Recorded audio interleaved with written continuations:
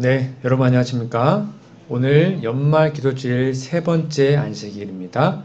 당신의 존재를 해독하라는 큰 제목으로 함께 말씀 나누고 있는데요. 오늘은 사무엘상 18장 1에서 9절에 있는 말씀을 본문으로 해서 질투의 맹독을 해독하라. 질투의 맹독을 해독하라는 제목으로 우리 하나님의 말씀을 함께 나누겠습니다. 그럼 성경책은 사무엘상 18장을 펴 놓으시고 함께 줄도 치시면서 말씀을 들으시면 좋겠습니다. 본문 다 찾으셨죠? 네, 이따가 중간중간 읽어 드리겠습니다. 여러분 앞에 그림이 있습니다. 이 그림 보고 어떤 생각이 드십니까? 너무 웃기기도 하고 귀엽지 않습니까? 여러분, 이 질투 또는 시기라는 것은 참 신기한 것 같습니다. 이거는 배우지 않아도 합니다. 이 아이들이 배웠을까요? 배우지 않았습니다. 근데 아주 어릴 때부터 본능적으로 합니다. 남을 부러워하고 또 남을 시기하고 질투하죠. 왜냐하면 우리는 죄인이기 때문이죠. 이런 질투는 누구로부터 배우는 게 아니라 타고난 악한 본성 때문입니다.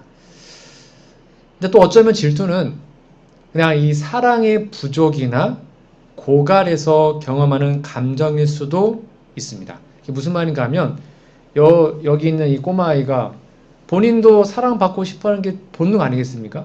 누구나 사랑받고 싶어하고 누구나 칭찬받고 싶어 하잖아요. 정상적인 욕구로 볼 수도 있죠. 그런데 이러한 욕구가 잘못 발전하면 그게 시기와 질투가 되어서 치명적인 도구로 자신의 삶에 침투해서 내 영혼을 갉아먹게 되죠. 그래서 질투는 철저히 자기 중심적인 사고입니다.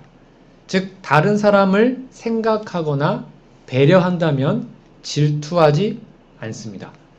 그런데 자기 감정과 자기 생각에 사로잡혀서 있다면 남을 미워하고 또는 자기도 상처받는 삶을 살게 되죠. 여러분, 그런데 의외로 수많은 사람들이 특별히 저와 같은 우리와 같은 그리스도인들도 이 질투라는 맹독에 중독되어 살아갑니다. 그래서 교회 내에서도 시기 질투가 참 많은 것을 보게 되죠. 성경 고린도전서 13장 4절에 보면 여러분 잘 아시는 말씀이 나올 겁니다. 사랑은 오래 참고 사랑은 온유하며 투기하는, 이게 질투와 같은 말입니다. 질투하는 자가 되지 아니하며 사랑은 자랑하지 아니하며 교만하지 아니하며. 여기 사랑은 말 그대로 아가페 사랑이죠. 진정한 사랑 우리가 갖고 있다면 뭘 안 한대요? 질투 안 한답니다. 투기 안 한답니다. 사랑은 질투하지 않고 오히려 사랑은 진리와 함께 기뻐한다고 성경은 우리에게 말해주고 있습니다. 그런데 또 희한한 게 있습니다. 여러분, 하나님은 질투하십니까? 아니, 아까 보니까 사랑하면 질투 안 한다며요. 근데 왜 하나님은 질투하십니까? 재미있는 사실은 이제 개역 개정 성경에 보면 이 질투란 단어를 딱 검색하잖아요. 그러면 32번 나오거든요. 근데 그 가운데 19번이 사람의 질투가 아닙니다. 하나님의 질투가 나옵니다. 그러니까 이게 우리가 좀 이제 헷갈리는데, 하나님은 질투하시는 하나님이십니다. 근데 그냥 조그만 질투가 아니라 하나님의 질투는 불처럼 강하답니다. 여기 신명기 24절에 보면 보세요. 내 하나님 여호와는 소멸하는 불이다 그랬죠. 그러면서 그것을 덧붙여 설명하기를 질투하시는 하나님이시니라. 그러니까 하나님의 질투는 불처럼 강하다는 겁니다. 그럼 이걸 어떻게 이해해야 될까요? 분명히 질투하지 말라고 해놓고서는 왜 하나님은 질투하시죠?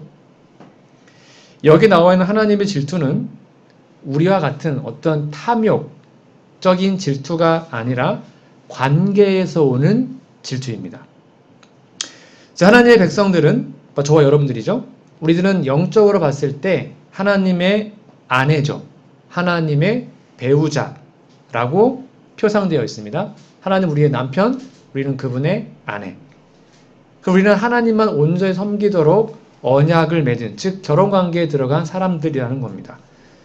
그런데 우리들이 그 남편 대신 하나님을 배신하고 하나님보다 다른 존재, 그게 우상이라 그러죠. 다른 존재를 사랑한다면 하나님은 질투하십니다. 이건 당연한 거 아닙니까? 우리가 부부 사이에 서로 사랑하는데 내 배우자가 다른 누군가에게 한눈 팔면 당연히 열받고 질투하잖아요. 사랑하니까 그런 것입니다. 근데 사랑하지 않으면 하든 말든 아무런 관심이 없죠. 그래서 관계적인 이런 하나님의 질투는 정당하고 온전한 감정이죠. 그것은 문제가 되지 않는데 성경은 말하기를 사람의 질투가 문제라고 말합니다. 여러분, 사람의 질투는 비교와 탐욕이 만나서 만들어지는 겁니다. 그래서 사람의 질투는 사망의 질투가 되는 겁니다. 흔히 말하는 남의 떡이 커 보이는 겁니다. 분명히 똑같이 줬거든요. 옆에서 이렇게 보니까 제게 내 거보다 더 커 보이는 겁니다. 그러니까 열받고 질투하는 겁니다. 남이 가진 것을 보니까 나도 가지고 싶은 거죠. 요즘에 젊은 아이들이 소위 말하는 SNS를 많이 합니다. 뭐 인스타그램, 뭐 페이스북, 거기 보면 다 뭐 올리는지 아세요? 자기 맛있는 거 먹은 거, 좋은데 여행 간 거, 잔뜩 올립니다. 뭐 하는 걸까요? 자기 자랑하는 겁니다. 그럼 남들은 보면서 부럽다 하고 또 질투를 하죠. 그것은 더 가지려는 욕심 때문에 생깁니다. 하나를 받아도 내가 더 받아야만 직성이 풀리는 겁니다. 좋은데 여행에 가도 내가 가야지 좋은 거지 남이 가면 그저 열받는 거죠. 성경 야고보서 1장 15절에 보면 짧은 구절인 같이 읽어볼까요? 시작. 욕심이 잉태한 즉 죄를 낳고 죄가 상성한 즉 사망을 낳느니라. 여기 보니까 욕심은 그냥 가만히 있지 않습니다. 욕심을 품으면 욕심이 뭐가 된다고요? 자라납니다. 이게 되게 무서운 거예요. 우리가 나도 저거 갖고 싶다. 부럽다. 하고 누군가를 질투하고 욕심을 품으면 그냥 거기서 끝나지 않는다니까요. 그게 성장하고 자라나면 뭐가 돼요? 죄를 낳게 돼요. 그리고 또 그 죄도 어떻게 됩니까? 또 자라납니다. 그러면 사망을 낳습니다. 그러니까 그 욕심이라는 그 질투라는 작은 감정 하나가 결국 나를 사망의 길로 데리고 가는 겁니다. 따라서 이러한 욕심, 질투, 시기라는 맹독을 우리가 해독하지 않으면 결국 내 자신은 죽고 심지어 상대방도 죽게 만드는 그런 파국으로 몰고 갈 수도 있는 거죠. 그럼 내 마음속에 이러한 질투 또는 욕심이 들어올 때 그걸 어떻게 해독할 수 있을까요? 그 방법이 무엇입니까? 여러분 이미 다 답을 알고 계십니다. 방법은 잠언 28장 25절에 나오죠. 욕심이 많은 자는 다툼을 일으키나, 이 욕심이 질투거든요. 그런데 여호와를 의지하는 자는 풍족하게 되느니라. 내가 더 갖고 싶으면 남의 거를 빼앗는 것이 아니라 하나님을 더 온전히 믿고 하나님을 의지하면 하나님이 채워주신다라는 겁니다. 이걸 이해한다면 우리는 어떤 상황에도 질투하거나 욕심 부리지 않게 됩니다. 왜요? 하나님이 채워주시니까요. 결국 해답은 하나님을 의지하는 데 있죠. 질투를 중화시키는 참된 해독제는 이미 여러분 다 알고 있습니다. 하나님 안에서만 발견됩니다. 그래서 시편 기자가 이렇게 얘기하고 있죠. 여러분 너무나 잘 아시는 시편 23편 1절입니다. 여호와는 나의 목자시니 내게 부족함이 없으리로다. 개역 개정은 내가, 개역 한글인가요? 하여튼 약간 번역이 달라요. 여러분 내게 부족함이 없으리로다 라도 참 좋지만 내가 부족함이 없다라는 말도 되게 좋은 번역입니다. 여러분 시편 23편 1절 여러분 정말로 여러분 삶에 적용되고 계신가요? 많은 사람들이 시편 23편을 되게 좋아하고 암송합니다. 여러분 근데 이거는 되게 실제적인 권면이거든요. 여러분 진짜로 여호와 하나님이 여러분의 목자임을 믿으시나요? 그러면 부족함이 없다는 겁니다. 이게 뭐냐면 즉 남들처럼 좋은 차 못하고 뭐 좋은 집 없어도 부족하지 않다라는 거예요. 만족한다는 거죠. 내가 지금 갖고 있는 내 상황에 어떠한 상황이 와도 만족감이 있다면 여러분은 진짜 참 목자를 믿고 있고 구원받은 것입니다. 그런데 누군가를 자꾸 비교해가지고 늘 부족하고 억울하고 열받고 이러면 하나님이 나의 목자가 아니라고 말하고 있는 거죠. 시편에 말합니다. 그가 사망의 음침한 골짜기로 간단 말이에요. 원수의 목전에 있어요. 그런데 하나님을 의지하기 때문에 마음의 평강을 누리고 있다라고 말합니다. 바울도 말하죠. 내가 궁핍함으로 말하는 것이 아니라 어떠한 형편이든지 나는 자족하기를 배웠다. 이게 바울이 행복할 수 있었던 비결이었습니다. 감옥에 있어도 나 만족한다. 하나님 때문에. 선교 여행하다가 얻어맞아도 하나님 때문에 만족한다는 거예요. 그냥 자족, 스스로 만족하는 삶을 살았기 때문에 바울이 뭐 재산이 많았습니까? 뭐가 많았습니까? 근데 행복할 수 있었죠. 그래서 이렇게 말합니다. 나는 비천에 처할 줄도 알고 풍부에 처할 줄도 안다. 모든 일, 곧 배부름과 배고픔과 풍부와 궁핍에도 처할 줄 아는 일체의 비결을 배웠다. 그러니까 본인이 선택할 수 있다는 겁니다. 가난할 수도 있고 부할 수도 있다. 그러면서 그 유명한 빌립보 4장 13절이 뭔지 아세요? 네, 내게 능력 주신 데 안에서 내가 모든 걸 할 수 있다. 이게 그 말이에요. 그 모든 걸 뭐라는 겁니까? 문맥상 뭐예요? 그 모든 것은 내게 능력 주신 데 안에서 내가 모든 걸 할 수 있다. 이 모든 건 여기 나오는 거예요.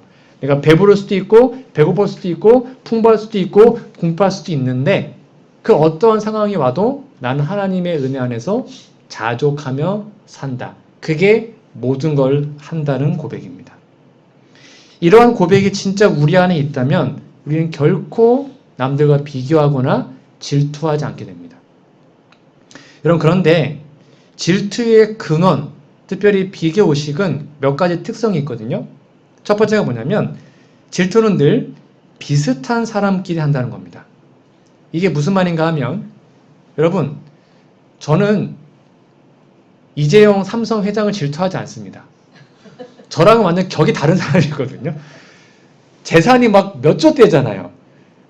그 질투하지 않아요. 그건 우러러본 대상이지 질투하지 않습니다. 그러면 저와 같은 목회자들이 서로 누구끼리 질투할까요? 같은 목사끼리, 그 같은 동년배, 같은 동기 목사. 이제 내년에는 저희가 발령 나지 않습니까? 그러면 예를 들면 내 동기가 좀 좋은 데 가면 열받고 뭐 그럴 때가 솔직히 있거든요. 왜 나는 저는 지금까지 늘 좋은 데 왔지만 많은 목사들이 그런 것 때문에 서로 질투합니다. 특별히 재림교회에서도 어느 목사가 되게 일을 잘하고 이름이 딱 유명해지잖아요. 그럼 박수 쳐줄까요? 위에서 누릅니다. 그게 교단의 현실입니다. 진짜예요. 막 되게 유명해지면 막 좋아지는 게 아니라 눌러요. 야 그만 커라. 왜냐면 비슷한 사람끼리 질투합니다. 그렇지 않습니까? 아예 완전히 레벨이 다르면 질투할 생각을 안 해요. 그냥 인정하죠. 아, 넌 나보다 끝. 근데 고만고만하면 이제 질투하는 겁니다. 또 질투는 가까운 사람끼리 합니다. 제가 저 아프리카 저 멀리 사는 사람 제가 질투할까요? 아무 상관없어요. 거기에 잘 살든 못 살든 상관없어요. 근데 내가 아는 사람끼리 질투하는 겁니다. 그게 친구일 수도 있고요. 내 이웃, 예를 들면 내 이웃의 누구 자식은 서울대 갔다 왔는데 내 자식은 금년에 또 열받는 거죠. 같은 교회 다니는 집사님 혹은 동료 목회자 또는 목사들끼리도 질투하죠. 이처럼 질투의 대상에는 제한이 없습니다. 특별히 가까울수록 질투합니다. 부부 사이도 질투할까요? 질투합니다. 저와 이제 저희 집사람이 목회를 하지 않습니까? 그러면 교회에서 예를 들면 이 교회는 목사님을 더 좋아한다. 사무를 더 좋아한다. 느낌이 있거든요. 그러면 또 약간 서운할 때가 있어요. 그런 것들도 인간의 마음이 있다는 겁니다. 가장 가까운 사람들을 대상으로 무차별적으로 공격하는 것이 바로 질투라는 감정이죠. 특별히 이제 교회를 다니다 보면 이 교회 안에서도 그런 일들이 되게 많아요.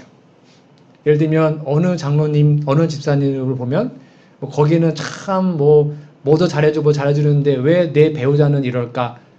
교회 안에 보는 사람들이 그렇기 때문에 집에 와서 또 열받고 또 바가지 긁고 한단 말이에요.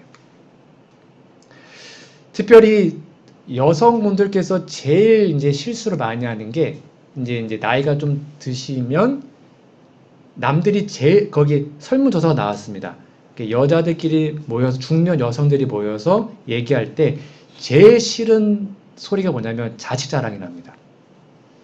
왜냐면 자식은 부모 마음대로 안 된단 말이에요.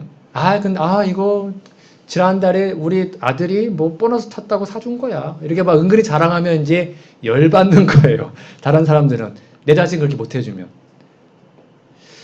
사람들 이러한 질투와 시기 혹은 남을 부러워하는 것, 이게 결국 탐욕 때문이거든요. 나도 그렇게 되고 싶다. 이게 욕심이란 말이에요. 탐욕인데 이게 별로 큰 죄가 아니라고 생각합니다. 뭐 그럴 수도 있지라고 생각하는 거죠. 여러분, 그런데 탐욕도 십계명에 나와 있는 죄입니까? 네, 십계명에 나와 있는 10번째 죄란 말이에요. 남의 거를 탐하지 말라. 이게 결국 큰 죄라는 겁니다. 성경은 분명히 이렇게 말하고 있습니다. 그러나 너희 마음속에 독한 시기와 다툼이 있으면 자랑하지 말라. 진리를 거슬려 거짓말하지 말라. 이러한 지혜는 위로부터 내려온 것이 아니요 땅 위의 것이요 정욕의 것이니 귀신의 것이니 라고 말합니다. 즉 시기와 다툼이 있는 곳에는 혼란과 모든 악한 일이 있음이라. 이거 되게 두려운 말 아닙니까? 여러분, 우리 마음속에 독한 시기와 다툼이 있다면 귀신의 것이랍니다. 즉 좀 더 심하게 얘기하면 귀신 들린 것과 별반 다르지 않다는 것이죠. 왜냐하면 인간은 두 가지 영밖에 없습니다. 우리가 하나님의 영에 의해서 살든지 아니면 악령에 지배받든 둘 중에 하나입니다. 근데 악령 우리가 선택하지 않아도, 그러니까 하나님의 영을 나의 죄 때문에, 시기, 질투 때문에 내 마음에서 몰아내면 그 빈 공간에 사단은 자연스럽게 들어오는 겁니다.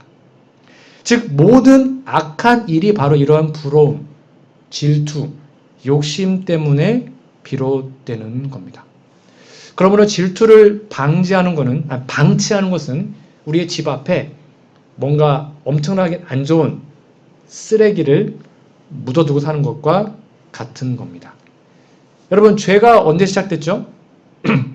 죄의 근원은 누굽니까? 마귀잖아요. 루시퍼, 마귀. 마귀는 도대체 뭘 하다가 그 죄를 지었습니까? 놀랍게도 마귀의 죄의 시작이 질투였습니다. 영감의 글입니다. 천사들은 기쁨으로 그리스도의 최상권을 인정하고 그 앞에 엎드려서 그들의 사랑과 경배를 표하였다. 루스베도 그들과 함께 부복하였으나 그의 마음속에는 일종의 이상하고 맹렬한 투쟁이 있었다. 진리와 공의와 충성은 그게 이제 원래의 마음이었단 말이에요. 마귀의 마음이 있었죠. 루스벨의 마음에. 그런데 시기와 질투로 더불어 투쟁하고 있었다. 참 설명할 수 없지만 이 루스벨의 마음속에 시기와 질투라는 감정이 들어왔습니다. 아까 말했죠? 이 감정이 잉태하니까 죄를 낳았고 결국 죄를 지어서 루스벨은 멸망을 당하게 된 겁니다. 루스벨이 바로 예수님의 자리를 탐하려는 그 마음, 탐심의 죄 때문에 멸망의 길로 가게 된 겁니다. 근데 이게 우리가 너무나도 흔히 짓는 죄라는 겁니다. 다시 말합니다. 이 질투와 탐욕의 죄는 십계명 10번째 계명에 있는 죄입니다. 그런데 우리가 너무나도 자주 범하지만 이것은 눈에 보이지가 않아요. 그렇지 않습니까? 여러분, 내가 누군가를 되게 질투하고 부러워하고 막 욕심내는데 얼굴에 싹 가리고 내 마음속으로만 그 죄를 지을 수 있을까요? 있어요. 티 전혀 안 낼 수 있습니다. 나는 안다는 거죠. 내 마음에 일어나는 열받음. 근데 겉으로는 이렇게 할 수 있다는 거. 그게 바로 탐욕이라는 죄예요. 그 중에 한 대표적인 예가 오늘 본문 말씀인데 드디어 들어갑니다. 질투 때문에 무너진 사람이 사울이죠. 여러분, 질투는 모든 악한 일들의 출발점인데 이것을 방치하면 아까 말한 것처럼 펑 하고 터지면서 그의 삶을 송두리째 날려버립니다. 질투는 자신의 뼈를 썩게 만들죠. 질투를 행복하게 한 사람은 아무도 없습니다. 내가 누군가 질투하잖아요? 그럼 저는 불행해집니다. 늘 만족하지 않게 됩니다. 질투하면 행복할 수가 없어요. 사울이 골리앗을 물리친 다윗을 처음에는 신뢰했죠. 되게 좋게 봤습니다. 야, 너 진짜 똑똑하고 용맹하구나 하고는 자신의 신복으로 삼았잖아요. 그래서 막 하프도 키게 하고 군대 장관으로 삼았지 않습니까? 근데 그러한 좋던 관계가 딱 한마디의 노래 가사 때문에 무너졌습니다. 이게 남자를 잘 몰라서 그런 것 같아요. 남자들은 자존심 때문에 사는 존재들인데 어떻게 했습니까? 어느 날 딱 전쟁하고 왔는데 여인들이 막 뛰놀입니다. 노래하여 이르되 사울이 죽인 자는 천천히, 여기까지만 하면 너무 좋은데, 베스트인데 여기까지만 했어야 되는데 뒤에 하나 붙이죠. 다윗은 만만이로다. 이 말에 사울이 쉽게 말하면 열받은 겁니다. 저도 충분히 이럴 수 있을 것 같아요. 열받죠. 자기가 왕인데 자기의 천천을 돌리고 이제 막 20살 간 넘은 그 다윗한테 만만을 돌리니까 열받죠. 인간인데요. 사울이 그 말을 불쾌하여 심히 노하여 이르되 다윗에게는 만만을 돌리고 내게는 천천만 돌리니 그가 더 얻을 것이 나 말고 무엇이냐 하고 나라 말고 무엇이냐 하고 그날 후로 사울이 다윗을 주목하였더라. 딱 한마디의 말 때문이었습니다. 다윗은 만만이고 사울은 천천이다. 여러분, 승리의 기쁨과 즐거움도 잠깐이고 이때부터 사울은 불행해졌습니다. 질투의 화신이 됐죠. 평생 다윗을 죽이려고 자신 인생을 허비했습니다. 이렇게 사울의 마음속에 질투가 처음에 왔을 때 본인도 그래도 왕이니까 그래도 내가 왕인데 저 20살밖에 안 된 저 다윗을 내가 질투하는 게 얼마나 자괴감 들었을까요? 여러분, 그럴 수 있지 않겠습니까? 질투가 나지만 이런 질투하는 내 모습이 싫은 거예요. 여러분, 그런 경험 있지 않으세요? 네, 나 질투하기 싫은데 막 질투가 나는데 그 모습이 너무 싫은 거예요. 그러니까 사울이 또 마음에 자괴감이 들어서 또 자책하고 하다 보니까 우울증이 온 거죠. 그래서 다윗을 불러서 수금 타게 하면 우울증이 떠나갔습니다. 여러분, 그런데 이렇게 써 있습니다. 그 우울증을 성경은 악한 영이 든 거라고 표현합니다. 그 이튿날 하나님께서 부리시는 악령이 사울에게 힘있게 내림에, 하나님 보낸 게 아니라 질투의 감정이 또 가득 들어오니까 하나님의 영이 떠난 거죠. 그러니까 그 공간을 사탄이 들어온 거로 말하는 겁니다. 들어왔어요. 그러니까 그가 집안에서 정신없이 떠들어댑니다. 약간 미친 거죠. 그 다윗이 평정해가지고 손으로 막 수금을 타는데 그때 사울의 손에 창이 있었습니다. 그러자 가뜩이나 열받는데 사단의 영이 들어오니까 창을 들고 어떻게 했어요? 던졌죠. 내가 저 새끼 죽여버린다 하고는 던져서 죽이려고 했습니다. 다윗은 사울에게 아무것도 하지 않았지만 그냥 그 다윗의 존재 자체가 싫었던 겁니다. 사울은 죽는 순간까지 다윗을 두려워하고 시기하고 질투하다가 비참한 최후를 맞이했죠. 결국 사울만 죽었습니까? 아니요. 전쟁터에서 자신이 사랑하는 아들 요나단까지 같이 죽었어요. 한날에. 이렇게 질투가 무서운 겁니다. 질투의 독에 중독되면 그 순간부터 모든 즐거움이 사라지고 뼈가 마르고 마침내 죽어버리는 겁니다. 제가 얼마 전에 한번 말씀드린 적이 있습니다. 여러분, 하나님의 나라는 비교가 없는 나라거든요. 하나님의 나라는 다 공평하지 않습니까? 그런데 비교를 누가 이행시를 지었다고요? 전 정말 인사이트를 얻었습니다. 비교 뭔지 아세요? 비참해지거나 아니면 교만해지거나 둘 중에 하나입니다. 무슨 말인지 아세요? 나보다 잘난 사람과 비교하면 되게 비참해집니다. 나 왜 안 될까? 비참해지거든요. 근데 나보다 좀 못난 사람과 비교하면 교만해집니다. 아이고, 난 쟤보다 낫지. 그러니까 비교는 뭘 해도 망하는 것입니다. 사단의 왕국은 다른 사람보다 더 높이 올라가는 것이죠. 소위 말하는 약육강식. 현재 세상이 그렇지 않습니까? 더 강하고 더 똑똑한 사람은 높이 올라가고 약하고 연약하면 도태당하고.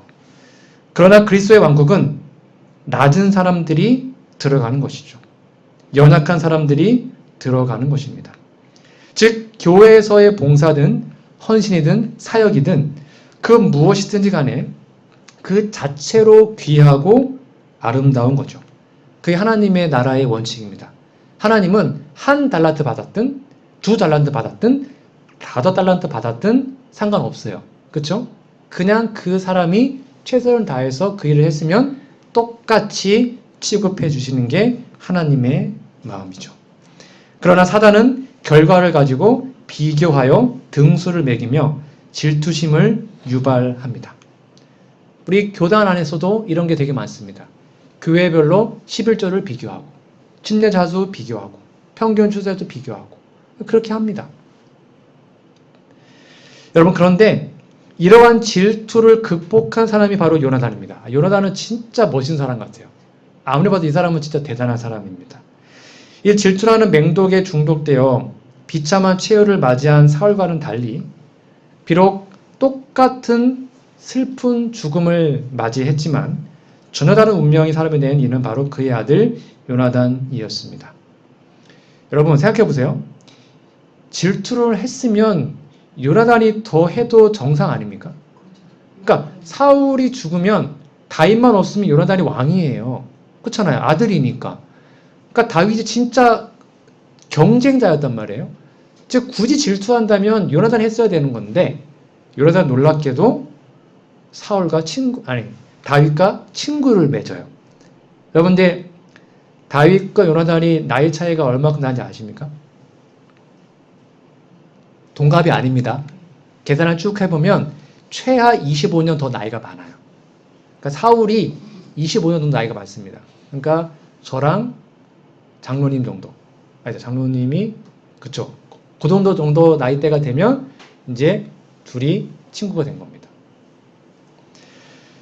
그러니까 이 요나단은 사울의 후계자였지만 자신보다 한 25살 정도 어린 그 다윗을 진정한 친구로 인정하고 자신의 모든 것을 희생했죠.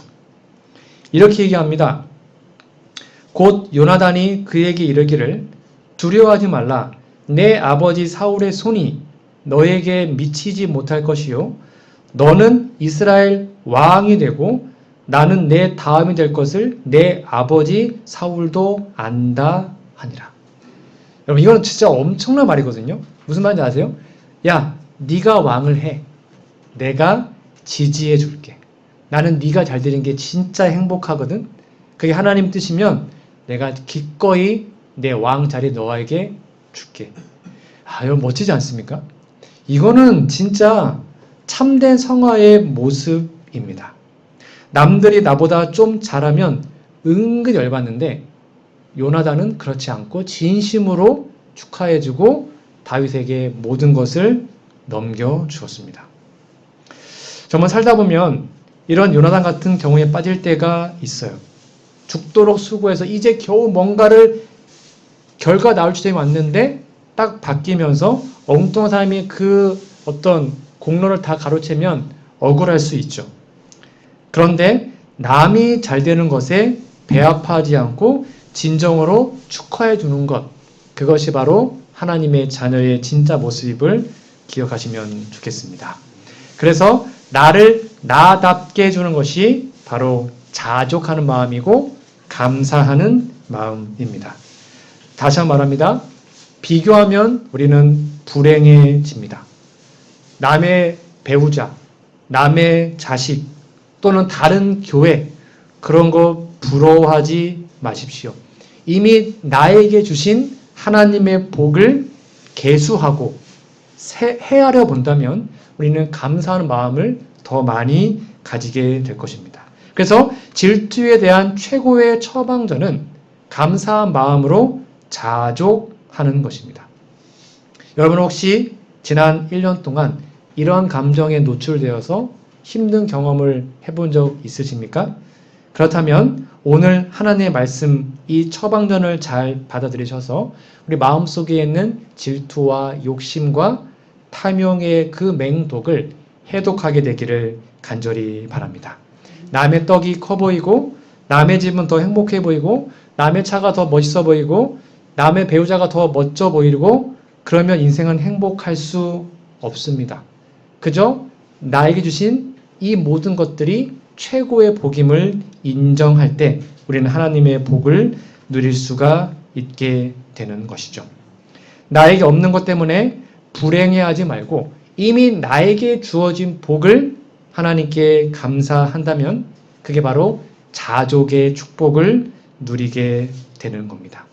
여러분 왜냐하면 아무리 행복해 보이고 아무리 문제없는 가정처럼 보여도 그 가정에 들어가잖아요. 다 문제가 있습니다. 저희 집 문제가 없을까요? 똑같습니다. 인간은. 겉보기 그렇지만 그 실제 들어가 보면 다 아픔이 있고 고민이 있고 있다라는 거예요. 그걸 인정하면 됩니다. 인생의 시기와 질투 그리고 욕심 만족시킬 그 어떤 것도 없지만 우리는 하나님 안에서 자족할 수 있다는 거죠. 한 이야기 들려드리겠습니다. 이 백혈병에 걸린 한 소녀가 있었거든요. 이 아이인데 교회를 다녔다고 합니다. 담임 목사님이 뼈만 앙상한 이 소녀를 붙잡고 얘야 혹시 소원이 있니? 말해봐. 내가 할 수 있는 거면 꼭 그 소원을 들어줄게. 하더니 소녀가 한동안 눈을 꽉 감고 있다가 뭘 구할까 하더니 눈을 딱 떠요.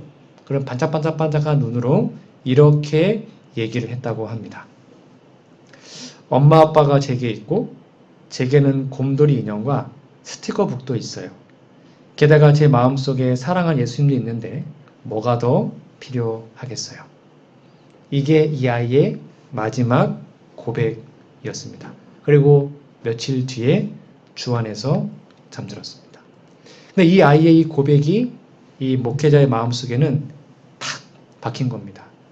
예수님 때문에 만족한다라고 고백했던 것이죠. 여러분, 우리도 한번 이렇게 감사해 보시면 좋겠습니다. 저도 이 말씀을 준비하면서 감사의 목록을 좀 살펴봤습니다. 첫 번째 뭐냐면 나에게는 저를 위해서 생명을 바치신 예수님이 계시고 예수님이 부활하셔서 지금도 하늘 지성소에서 나를 위해서 중보하고 계시니 얼마나 감사합니까?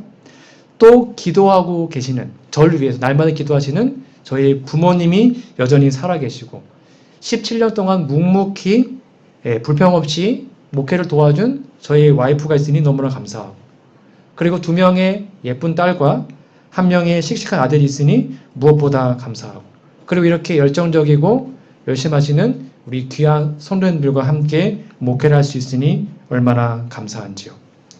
더 무엇을 바랄 수 있겠습니까?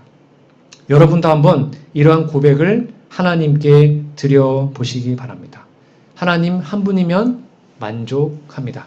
그러면 진짜 그 어떠한 상황에도 우리 마음속에는 질투와 불평이 들어오지 않게 될 것입니다. 영감의 글입니다. 그리스도의 사랑을 맛본 자는 더욱 계속적으로 그것을 갈망할 것이며 이외에 다른 것을 구하지 않는다. 세상의 부귀영화가 그를 매혹시키지 못한다. 그가 마음속에 늘 외치는 소리는 곧 당신을 나에게 더 주시옵소서라는 말이다. 그리고 영혼에게 그 필요를 알려주는 분께서 그 주림과 갈증을 채워주시기 위하여 기다리고 계신다. 아멘. 우리 예수님을 진짜 마음의 주인으로 모신다면 어떠한 상황에도 그분 때문에 만족하는 삶을 살아가게 될 것입니다. 말씀의 결론 맺겠습니다.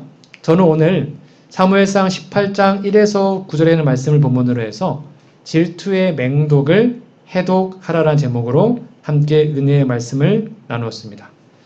여러분, 사울이 그 질투의 마음을 마음에 품었을 때 그의 전 생애가 무너지고 결국 멸망당했습니다.